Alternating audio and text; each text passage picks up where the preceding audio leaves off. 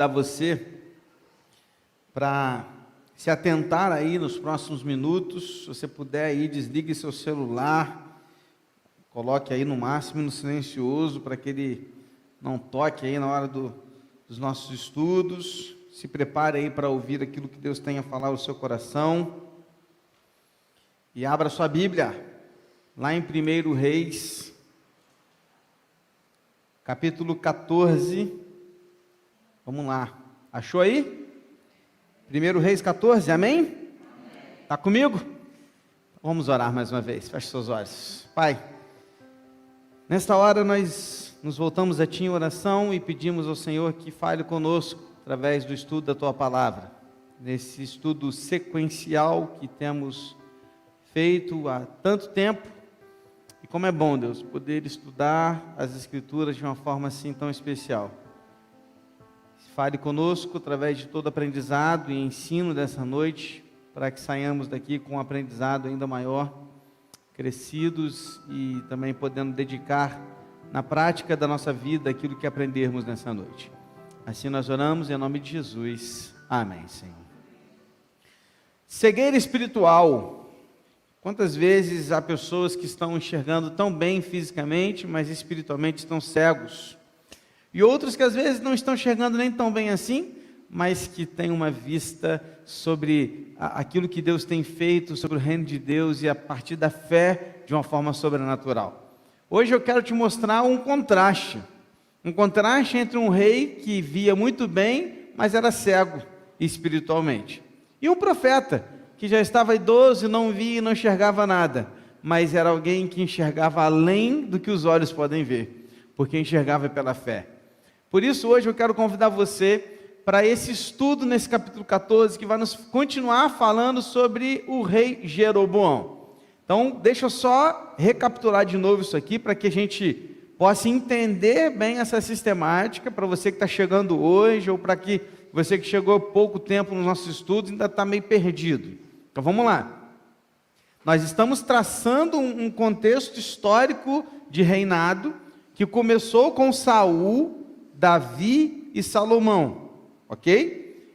Estes três reis reinaram sobre um reino unido. Então imagine aqui um povo unido, reino Israel unido.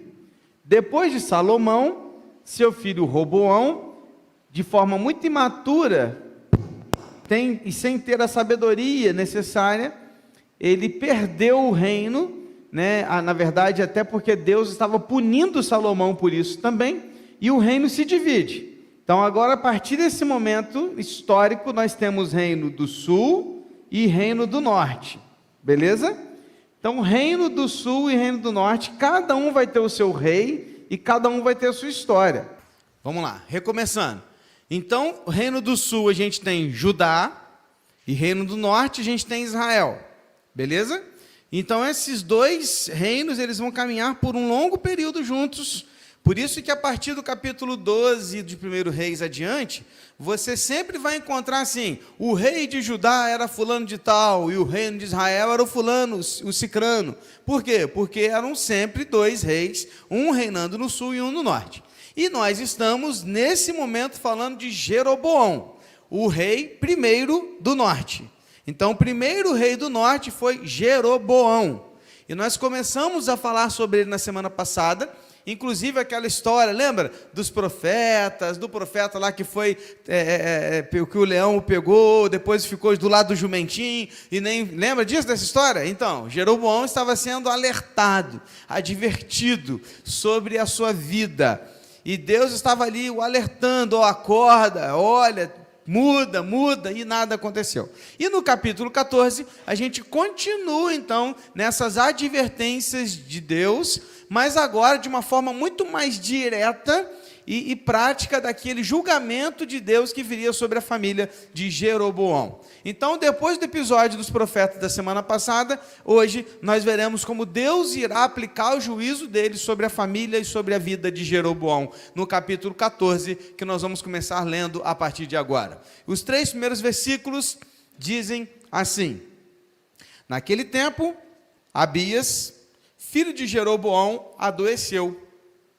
Então Jeroboão disse à sua mulher: levante-se, ponha um disfarce para que não saibam que você é a mulher de Jeroboão e vá até Siló.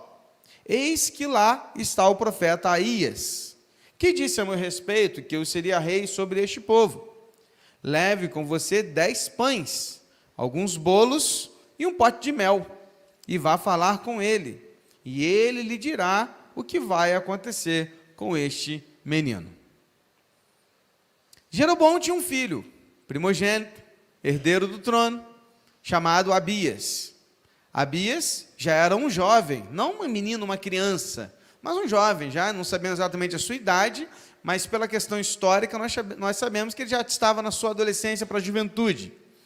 Era um rapaz que estava doente, enfermo, não sabemos exatamente qual era a sua doença, mas sabemos que Jeroboão se preocupou com ele. E ao se preocupar com o seu filho, ele pede à sua esposa que se disfarce e vá até o profeta Aías perguntar-lhe a respeito do que iria acontecer com o seu filho. É muito interessante que há algumas questões aqui que precisam ser detalhadas a respeito dessa atitude de Jeroboão. Primeiro, vamos lá. Aías é aquele mesmo profeta que, ainda com Salomão vivo, foi a Jeroboão e disse a ele que Deus faria dele o rei do norte. Você lembra disso? Você lembra? Então, esse é o mesmo profeta, tá?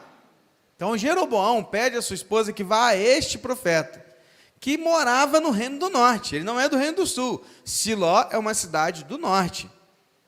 Mas ele pede uma coisa interessante para a esposa dele, para que ela vá disfarçada. Que ela mude o seu semblante, mude, né, as roupas e não vá como uma rainha, mas que ela fosse como uma mulher comum, que as pessoas não a reconhecessem nem o rei, nem o profeta. Por que Jeroboão faz isso? Porque o profeta já estava velhinho e não enxergava tão bem assim mais. Logo, na cabeça de Jeroboão, ele não reconheceria a sua esposa. Por que Jeroboão não queria ir a Aías dessa maneira? Porque ele tinha ciência que o profeta não aprovava o que ele fazia. Por que ir disfarçado a um profeta, se ele poderia pessoalmente, ou a sua esposa ir, sem se disfarçar, ir falar com ele? Porque ele tinha medo do profeta, porque ele sabia que o profeta não aprovava os seus atos. Então, por isso, ele tenta fazer um disfarce. Agora, Jeroboão mostra também aqui um pouco de quanto ele era mesquinho. Por quê? Porque os presentes que ele manda a esposa levar ao profeta são presentes comuns. Presentes que qualquer um trabalhador do dia a dia poderia comprar. Era como se ele dissesse assim: ó, vai lá na Bracarense, compra 2 pães de sal, 100 gramas de mortadela e uma Coca-Cola e leva para ele. Na pior das hipóteses, um trabalhador comum consegue comprar isso num dia, né? Com seu salário no bolso, dá para comprar. Não era nada que um rei pudesse dar além. Não, era um presente comum. Diferente dos outros. Você lembra como Salomão presenteava, né? Tantos ouros. Não, lá, leva uns bolos lá, uns pãezinhos e mel. Então, ele também demonstra que o quanto era mesquinho, porque ele poderia, inclusive, dar um presente de boa qualidade ao profeta. Mas nem isso ele quis fazer. Tentar enganar o profeta era como tentar enganar a Deus. Irmãos, presta atenção. O profeta ali representava a voz de Deus no meio do povo. Então, quando ele tenta enganar o profeta, é como se ele estivesse tentando enganar o próprio Deus. Só que talvez Jeroboão tenha se esquecido que nada escapa dos olhos do Senhor. Talvez Jeroboão tenha se esquecido, até porque era um cego espiritual, que não se pode esconder nada de Deus. O rei só buscava o Senhor quando queria receber uma bênção. Já percebeu isso? O que aconteceu na semana passada, você lembra? Estendeu a mão no altar lá, aí a mão dele ficou o quê? Atrofiada, não dobrava mais, travou tudo. Aí o que ele disse? Ora ao seu Deus, peça a Ele para me dar a cura. Passou aquilo, ele lembrou de Deus? Que nada, esquece. Agora, por que ele procura o profeta? Porque o filho dele está doente. Ele não vai ao profeta assim: profeta, me ajude, eu quero me arrepender dos meus pecados. Eu quero confessar os meus erros, eu quero voltar à minha presença, à presença do Deus vivo. Eu quero levar o meu povo a fazer o correto. Não, não. Ele só vai ao profeta porque o filho dele estava doente. Talvez parecemos muito com Jeroboão nesse quesito.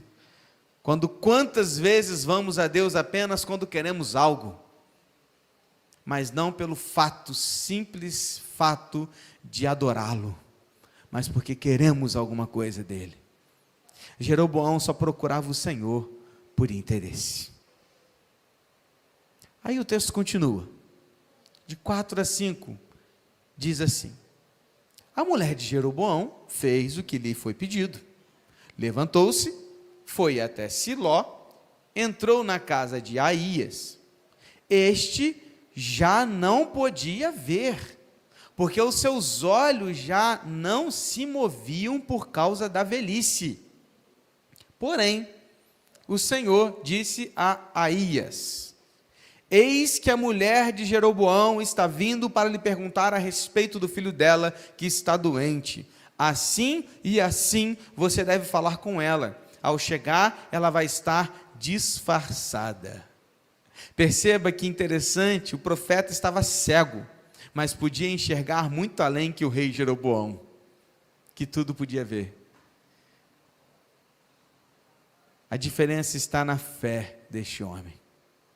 A diferença está que esse profeta, ele era movido por Deus, pela fé, e não pelo que os olhos dele podiam mostrar-lhe. Vejamos o que houve. Versículo 6 em diante. Quando ela estava entrando pela porta, Aías ouviu o ruído de seus pés e disse: entre, mulher de Jeroboão. Eu fico imaginando, irmãos, a cena. Fica a mulher toda assim, né, tentando chegar, e de repente ele: entra aí, irmã, mulher de Jeroboão. Como assim? Né? Já sabe que sou eu, né? Já largou logo, já sabe quem é. E aí ele fala: por que você veio disfarçada? Ou tipo assim, o que você está querendo esconder? Nada se esconde de Deus, para que você veio disfarçada? E ele continua: estou encarregado de lhe dar más notícias, direto e na lata. Versículo 7.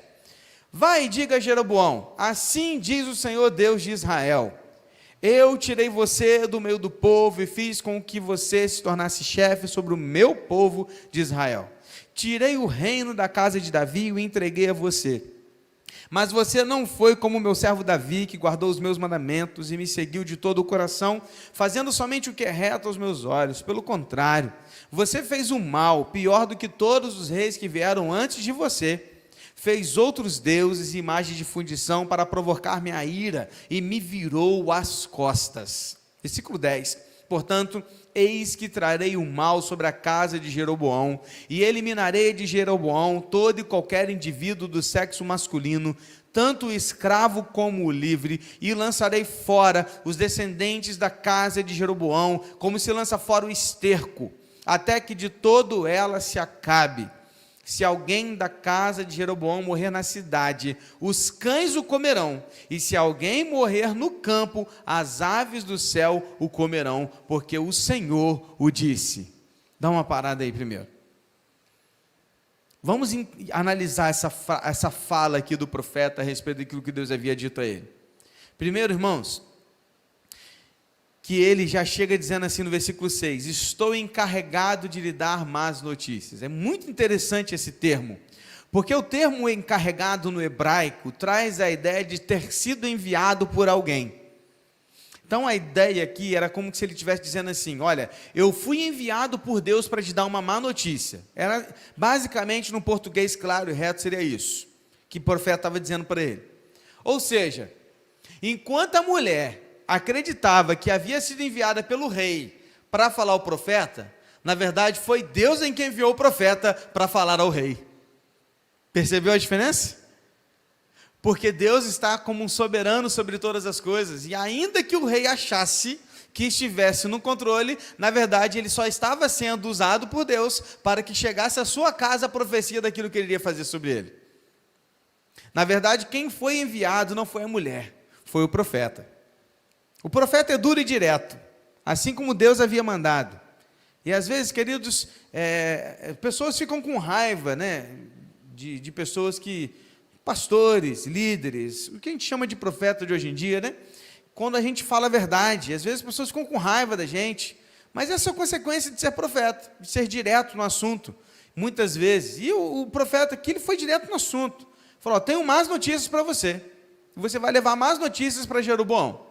Primeira coisa, o que ele faz? Olha o que ele diz no versículo 7 e 8. Presta atenção. Vai e diga a Jeroboão, assim diz o Senhor Deus de Israel. Presta atenção agora no tempo verbal das frases. Eu tirei você do meio do povo e fiz com que você se tornasse chefe sobre o meu povo de Israel. Eu tirei o reino da casa de Davi e entreguei a você. O que está claro aqui? Está claro aqui que a ação está sobre Deus, está sendo no sujeito que aqui é Deus. Deus é o sujeito da frase. Foi Ele quem tirou Jeroboão do meio do povo e fez dele rei, e deu a ele o seu povo, e tirou o reino da casa de Davi e entregou a Jeroboão. O que Deus primeiro está dizendo através daquele profeta Jeroboão é o seguinte: Jeroboão, você só está aí porque eu te coloquei aí. Primeira coisa que ele precisava entender era isso. Eu tirei você do seu povo, coloquei você nesse trono, foi eu que peguei você para liderar o meu povo, eu fiz você rei, eu te coloquei aí. Ele precisava entender isso. Precisava entender que, na verdade, não era mérito dele, mas era a graça de Deus sobre a sua vida. Estar naquela posição não era mérito de Jeroboão, era a graça de Deus sobre ele. E o que ele fez por isso? Porque pensa comigo, gente. Geralmente, quando a gente recebe alguma coisa assim, de bom, de algumas pessoas, então vamos falar primeiro de relacionamentos interpessoais. A gente é muito grato, não é? Eu acho que você deve ter algumas pessoas na sua vida que você é muito grato pelo que ela fez por você. Sim ou não, irmãos? Sim. A gente se lembra dessa pessoa. E o que a gente faz com pessoas que geralmente já fizeram coisas para a gente além daquilo que a gente esperava? A gente é agradecido. A gente tenta retribuir, não é assim? De alguma maneira a gente tenta retribuir de alguma forma. Por quê? Porque a gente é grato. Agora pensa com Deus. Quantas vezes também Deus te deu tantas coisas? Pensa comigo, de onde Deus te tirou? Pensa comigo de quem você era antes de você ter um encontro pessoal com Cristo. Pensa comigo em quem você era e como era a sua vida antes de Cristo. Quando você olha para a sua vida hoje, o mínimo que nós precisamos fazer é olhar para os céus e falar: muito obrigado, Senhor, porque eu só sou quem sou hoje, só estou onde estou hoje, com quem estou, com quem me relaciono, com a família que o Senhor me deu, porque o Senhor me deu. É o mínimo que nós precisamos fazer, é o mínimo. Entender de onde Ele nos tirou. Ou seja, o que se espera de alguém que recebeu algo de outra pessoa, seja do próprio Deus, é, no mínimo, gratidão. Certo? E o que Jeroboão fez? Jeroboão fez o pior do que você possa imaginar. Porque o texto diz que Jeroboão fez mais mal que a soma de Saul, Davi e Salomão junto. Ele falou assim: Jeroboão, tudo que você fez foi pior. Se você somar o que Saul fez, e olha que Saul fez coisa ruim, hein?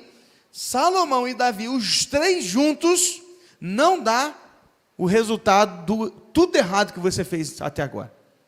Não dá. Então o que ele está dizendo aqui é isso: você fez tudo errado. Temos um ilustre convidado nessa noite, um gatinho que transita entre vocês. Por favor, não se assuste se ele passar pelas suas pernas. Aí, ó. Alguém vai levar um gato embora hoje, né, Cleide? Ih, ó, já ficou de olho, Cláudio. E está vindo para cá, ó. Então vamos lá, volta para cá. Então, o que na verdade ele fez foi completamente contrário ao que se esperava. Ele deixou o Deus verdadeiro de lado, ele confeccionou falsos deuses, ele fez com que as 10 tribos adorassem os falsos deuses, ele organizou uma religião falsa, ele provocou a ira de Deus e recusou ouvir os profetas que Deus mandava a ele. Está entendendo? Ele virou as costas para Deus. O texto diz literalmente virou as costas. Esse termo no hebraico traz uma ideia extrema de desdém. É literalmente alguém, não sei se você já passou por isso na vida, ou se você conhece alguma experiência desse tipo, mas pense em alguém para quem você deu tudo, e essa pessoa simplesmente chutou o balde da barraca, virou as costas para você e foi embora, te deixando sem nada. Foi isso que ele tentou fazer com Deus. Ele virou literalmente as costas para Deus. O profeta agora vai definir o juízo de Deus sobre a casa de Jeroboão.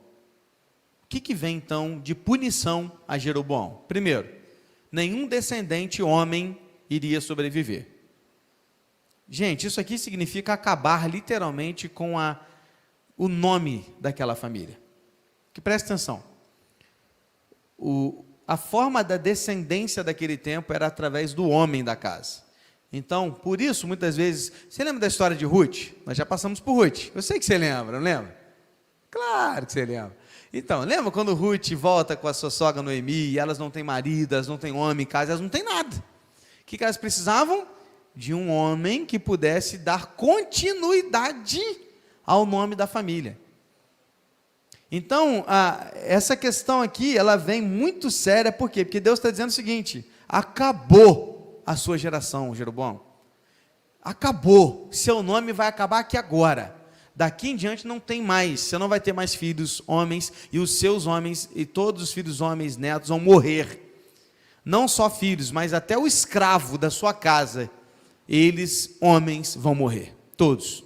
Então ele acaba, ele dá um corte assim, ó, cortou qualquer tipo de gerações posteriores de Jeroboão. Pior, ele diz que os seus descendentes não seriam sepultados. Querido, presta atenção, para um israelita não ter um sepultamento digno, era uma vergonha, uma desonra. Não à toa, você presenciou isso no último domingo, Jesus, mesmo tendo sido condenado à cruz, Deus providenciou para ele um sepulcro, para que o seu corpo não ficasse estendido numa cruz, à deriva das aves de rapina, porque seria uma desonra, e havia um propósito maior depois da morte de Cristo. Então, para um judeu, um israelita, ter o seu corpo não sepultado, era a pior vergonha da face da terra. E aí ele está dizendo o seguinte, olha, eles vão morrer, e se morrer na cidade, os cães selvagens vão devorar os seus corpos, e se morrer nos campos, as aves de rapina vão destruir os seus corpos. Serão comidos pelos animais. E 3, apenas um filho teria um sepultamento decente. Como assim, pastor? Vem comigo. De 12 a 16. Quanto a você, mulher de Jeroboão, levante-se e volte para casa. Quando você puser os pés na cidade, o menino morrerá. Ou seja, Abias, o filho de Jeroboão, vai morrer. 13. Todo Israel o pranteará e o sepultará. Ele será o único da casa de Jeroboão que será sepultado, porque nele se achou alguma coisa boa para com o Senhor, Deus de Israel, na casa de Jeroboão. O Senhor, porém, levantará para si um rei sobre Israel, que eliminará no seu dia a casa de Jeroboão. Quando será? Já está acontecendo. O Senhor ferirá Israel para que se agite como a cana se agita nas águas. Vai arrancar Israel desta boa terra que ele deu aos seus pais e espalhará para além do Eufrates. Porque fizeram postes da deusa Azerá, provocando o Senhor a ira. E entregará Israel por causa dos pecados que Jeroboão cometeu e pelos que fez Israel cometer. Para de novo e vamos voltar então para esse restante dessa fala do profeta. O profeta então falou que um filho dele, de Jeroboão, teria um sepultamento decente. Que filho seria? O próprio que está doente, Abias. Então vamos lá. A mulher de Jeroboão voltaria para a casa dela. Ao chegar na sua casa, o filho morre. Ao morrer esse menino, todo Israel pranteará, ou seja, haverá choro em todo Israel pelo luto da perda daquele garoto. E ele seria o único descendente de Jeroboão que seria sepultado dignamente. Agora é muito interessante, porque quando você lê no primeiro momento isso aqui, dá um nó na cabeça. Não sei se você percebeu alguma coisa aí, mas você começa a ler e fala, poxa, peraí, porque diz o texto, assim, olha, versículo 13, todo Israel pranteará e o sepultará, e ele será o único da casa de Jeroboão que será sepultado. E diz assim, porque nele se achou alguma coisa boa para o Senhor, Deus de Israel. Aí você, não sei você, mas a gente já pensa o seguinte, poxa, espera aí, nós estamos falando que o único jovem que se encontrou uma coisa boa na família de Jeroboão vai morrer. Por que Deus não mata logo Jeroboão e põe esse menino para reinar se ele tem alguma coisa boa? Certo? Ou você não pensou isso? Não, né? Não pensou. Eu fiquei pensando, não é possível. Porque se há algo de bom nesse garoto, Deus se agradou dele, por que não o contrário? Mas o que a gente vê aqui? A gente vê um garoto bom que morre pelo pecado do pai mau.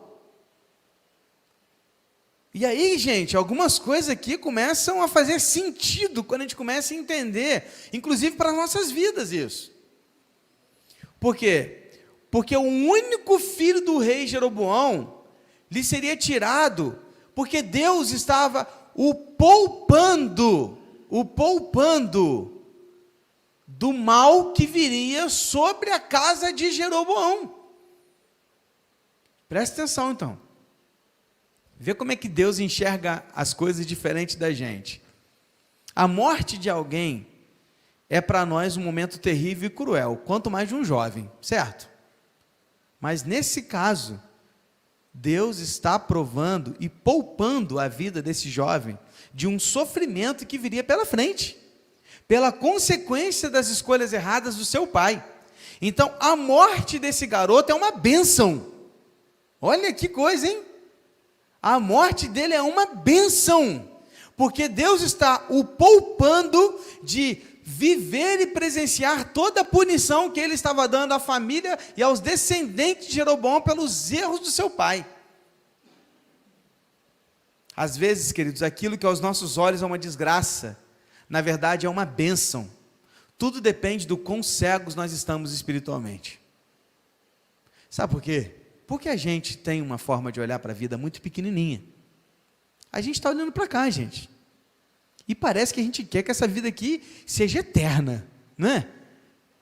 Porque quanto mais a gente quer viver nesse mundo, mais a gente quer regalias, a gente quer viver mais tempo aqui, a gente espera que isso aqui seja eterno. Você já percebeu que ninguém quer morrer? A verdade é essa. Pode ter um e outro que tem esse desejo, né? Mas naturalmente ninguém quer morrer, nós não fomos criados para a morte. Mas Deus enxerga além disso que a gente vê. Deus não está vendo só esse mundinho aqui não, gente. Deus ele tem uma visão macro e eterna das coisas.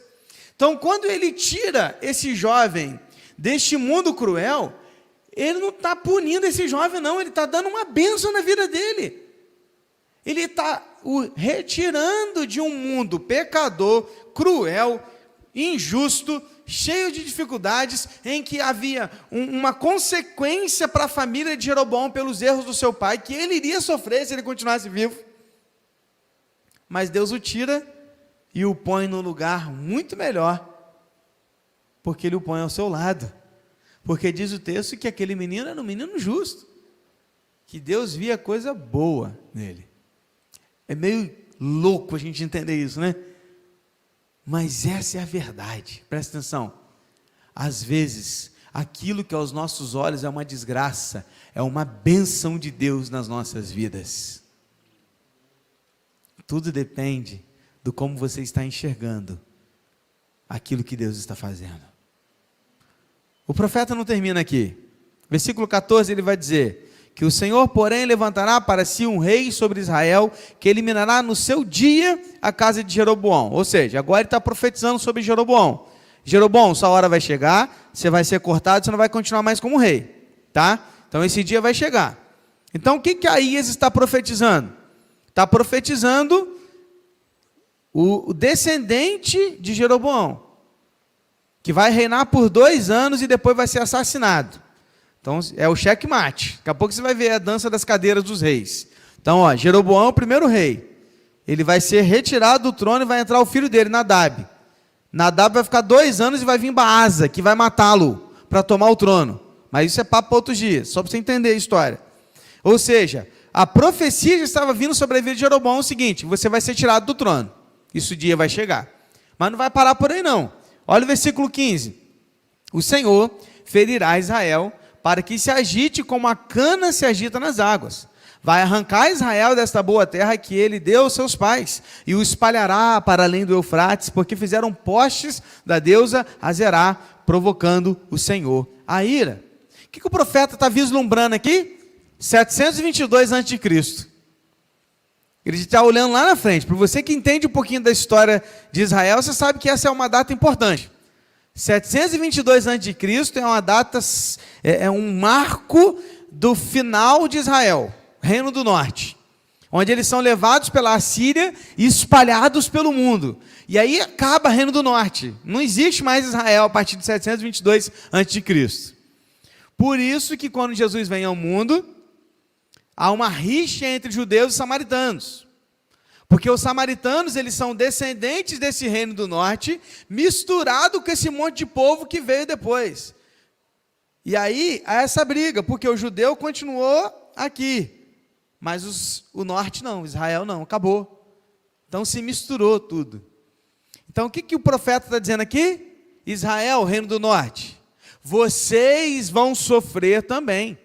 Vocês serão tirados dessa terra, espalhados para além do rio Eufrates, porque vocês não apenas aceitaram esse rei e tudo que ele oferecia para vocês, como vocês também fizeram deuses, postes para a deusa Azerá, adorando outros deuses além do Deus vivo. Por isso a consequência vai vir sobre vocês também. Porque vocês poderiam ter se levantado contra o rei Jeroboão e dito: não, nós queremos adorar o Deus vivo. Mas vocês não fizeram isso. Vocês quiseram adorar a deusa Azerá. Por isso, vocês também vão sofrer. Por causa dos pecados de Jeroboão e por causa dos pecados que Israel cometeu por causa de Jeroboão. Aí, olha que interessante. A partir de agora, todo o padrão de rei bom é Davi. Sempre, a gente já estava usando isso, né? Sempre que Deus vai comparar algum rei bom, ele usa quem? Davi. O que ele falou com Jeroboão? Você não foi como meu filho Davi. Então, padrão para rei bom, Davi. E adivinha quem que vai ser o padrão para rei ruim? Jeroboão. A partir de agora, Jeroboão virou o padrão do rei mau. Então, daqui para frente, de vez em quando você vai ler assim: ele foi pior que Jeroboão. Porque era o padrão. O padrão de um rei mau agora é Jeroboão. Surge uma pergunta que nos faz refletir: qual é o nosso padrão? Estamos mais para Davi ou mais para Jeroboão? Pergunto: buscamos o Senhor pelo que Ele pode nos dar? Ou o buscamos por quem Ele é e pelo prazer de adorá-lo? Estamos atentos à voz de Deus ou temos virado as costas para o Senhor quando Ele tem nos exortado à luz da palavra? Quando as pessoas olham para nós, elas querem nos imitar ou não? E ao nos imitar, elas estão se aproximando de Deus ou se afastando de Deus? Que padrão é o nosso? Mesmo enxergando, estamos cegos? Ou estamos conseguindo ver pela fé? Qual é o seu padrão? Qual é o nosso padrão? Davi ou Jeroboão? A quem mais você se parece? O texto continua. 17 a 20, o texto vai dizer assim: Então a mulher de Jeroboão se levantou, foi e chegou a Tirza, que era a cidade lá onde eles estavam morando no seu palácio. Quando ela chegou na soleira da porta, o menino morreu. Sepultaram-no e todo Israel o pranteou, segundo a palavra do Senhor, anunciada por meio do profeta Aías, seu servo. Quanto aos demais atos de Jeroboão, como guerreou e como reinou, está tudo escrito no livro da história dos reis de Israel. Foi de 22 anos o tempo que Jeroboão reinou. Ele morreu, e Nadab, seu filho, reinou em seu lugar. Ou seja, como havia sido dito e profetizado, quando a mulher chega na sua casa, o filho morre.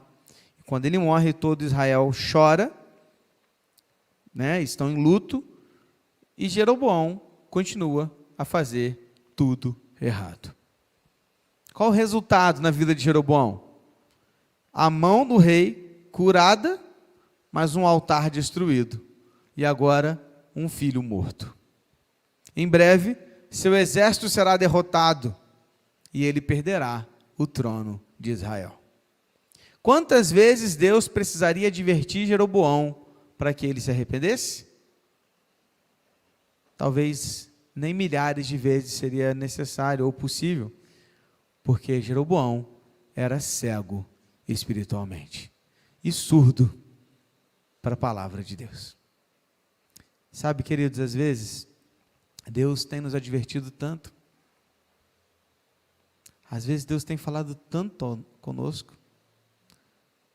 Às vezes Deus tem, por várias pregações, leitura bíblica, um estudo bíblico, uma EBD, um pequeno grupo, uma oração, um livro, e aí Deus vem e fala: para, larga, faz, não faz.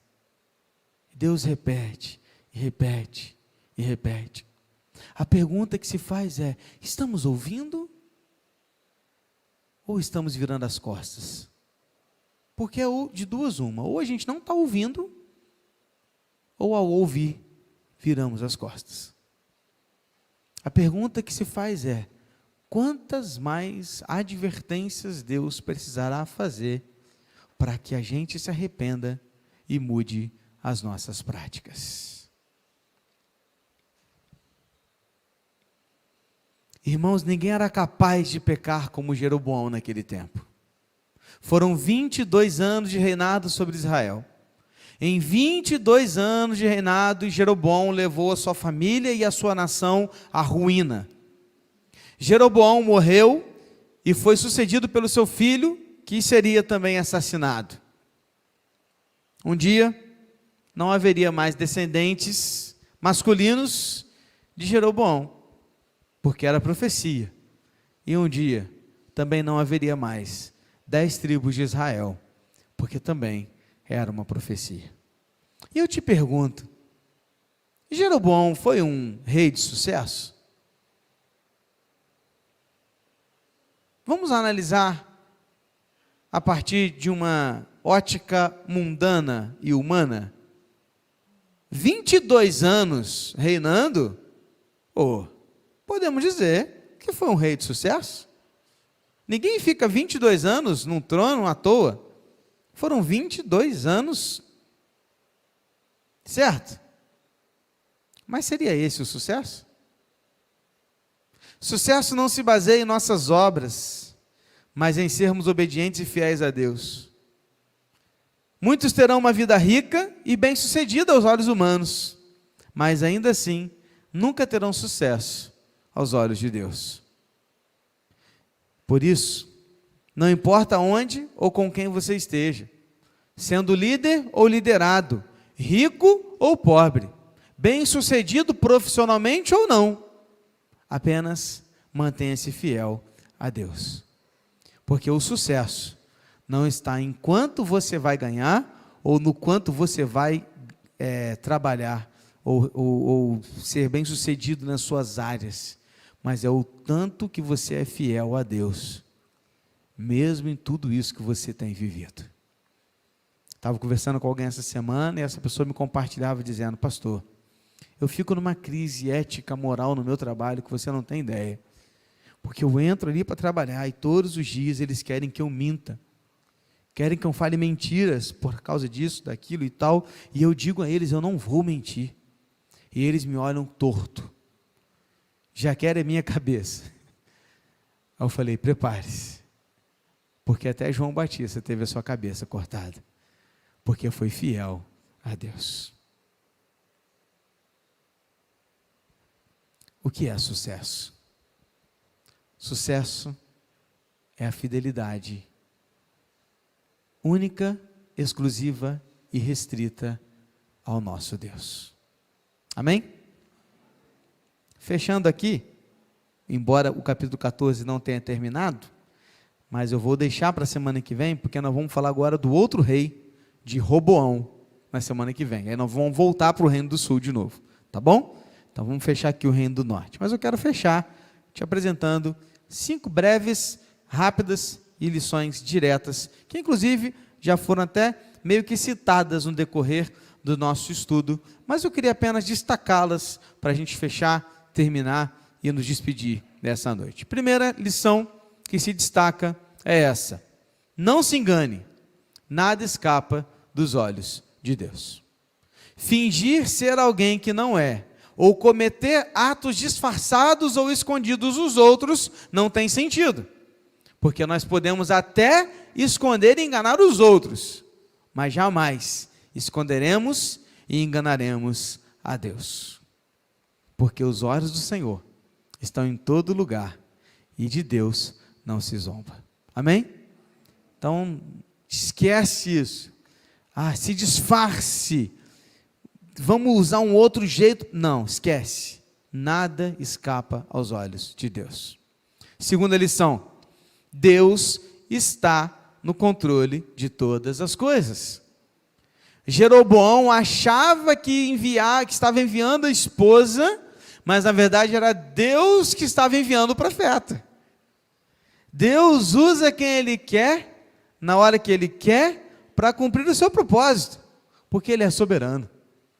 Deus é Deus e não se discute. Ele é soberano sobre a terra, sobre tudo que está neste mundo, em todo o tempo Deus é soberano. Então, queridos, por mais que Jeroboão estava achando assim, vou mandar lá disfarçado e tudo e tal, eu que estou enviando a esposa. Não é ele que está enviando.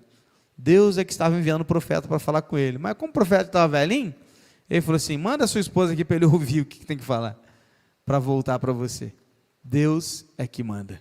Ele está no controle de todas as coisas.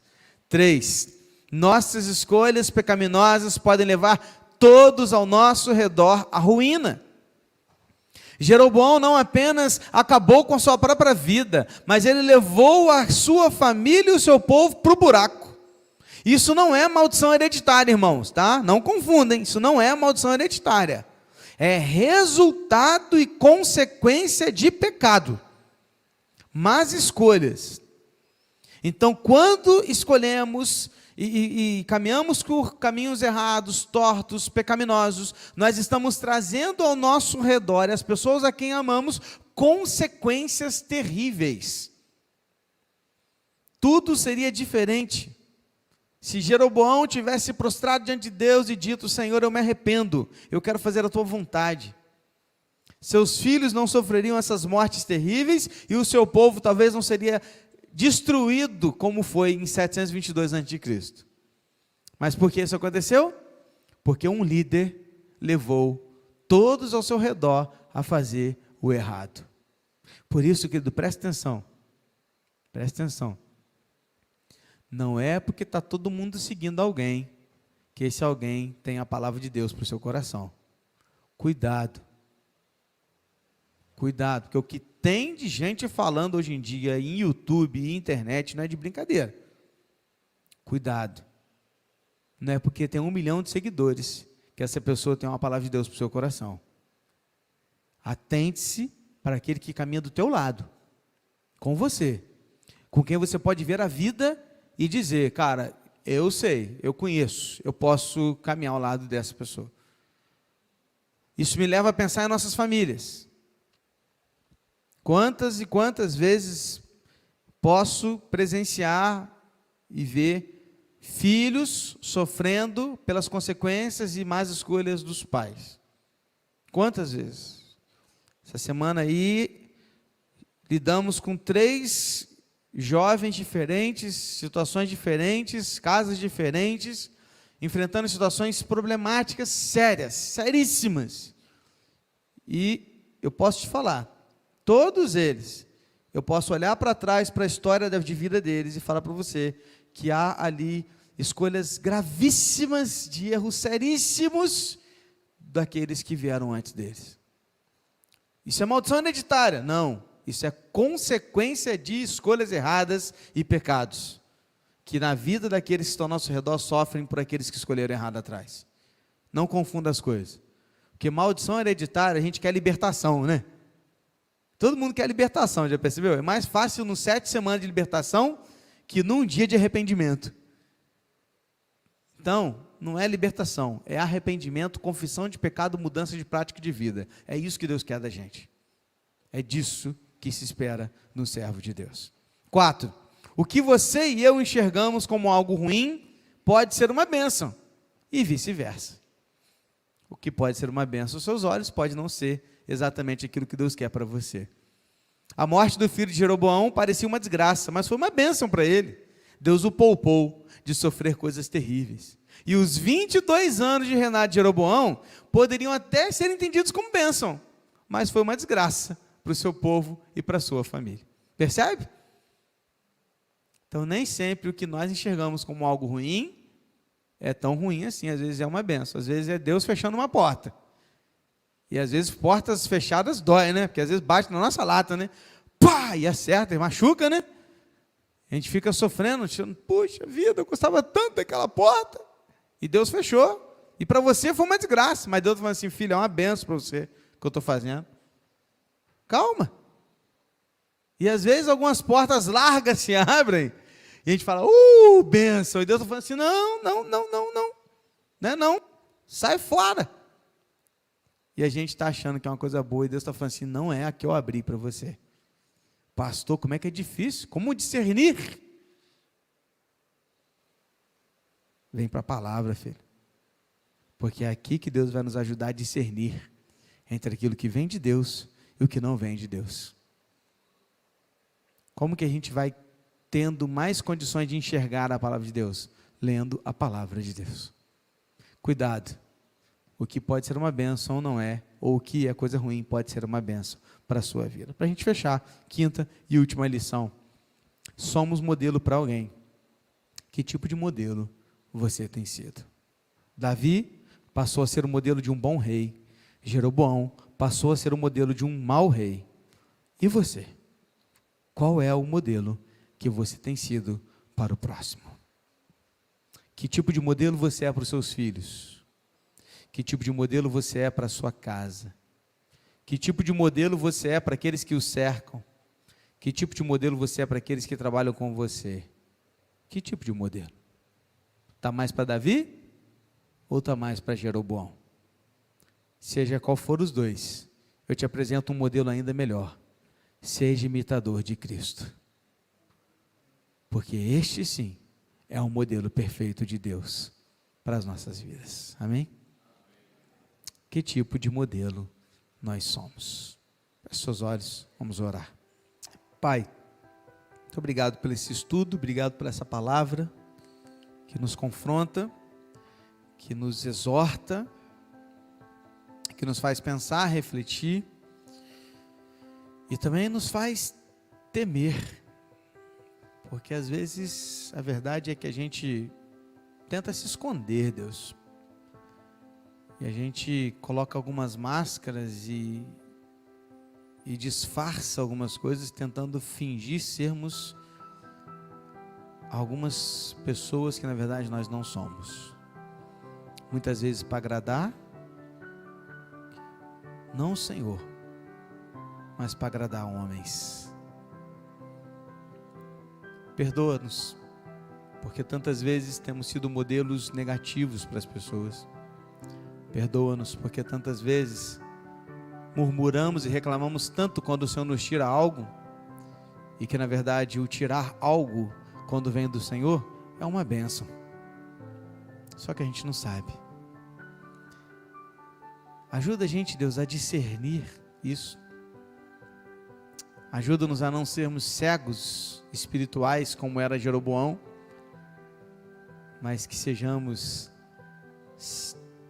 que tenhamos olhos saudáveis na fé, como tinha o profeta Aías, mesmo não enxergando um palmo diante da sua frente. Ajuda-nos, ajuda-nos. Precisamos de Ti, porque sabemos que a jornada é longa, difícil, árdua, e é um caminho estreito e apertado em que trilhamos, e muitas vezes nós queremos voltar atrás.